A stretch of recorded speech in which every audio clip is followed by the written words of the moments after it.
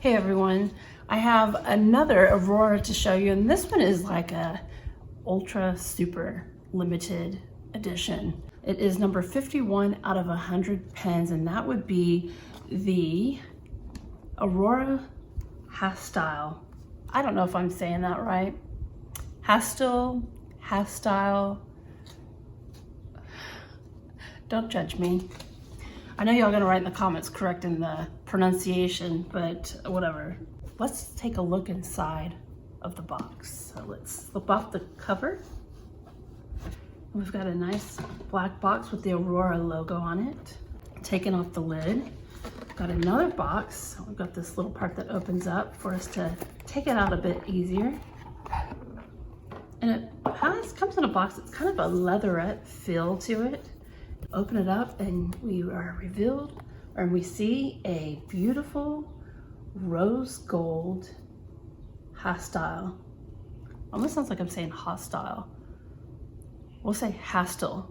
Hastil? Okay, that works for me.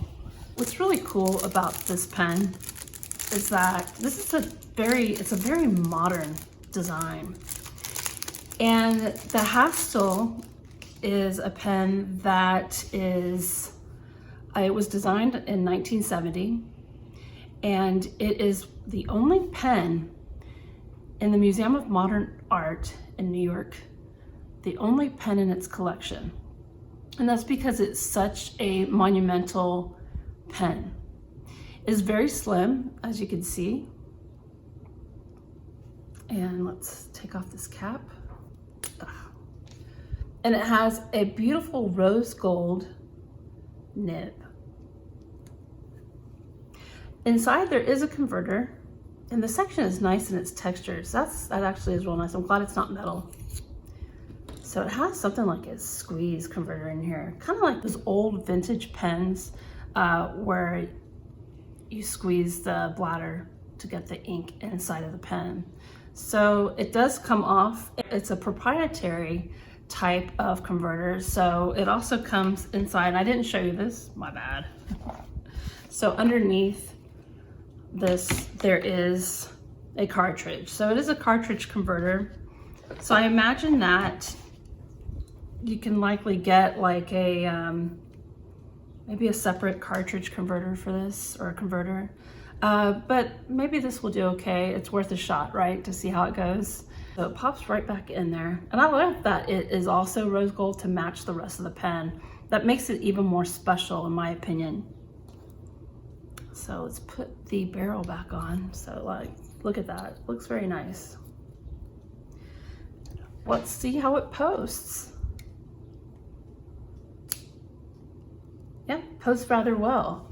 So in the hand, it's actually very comfortable. This is a great pen like to carry in your purse, to keep with you in your pocket. It's very light. It's definitely eye-catching with the, this beautiful rose gold finish. Now you also notice on the clip, which is very nice, and it doesn't seem to have any stiffness in it whatsoever.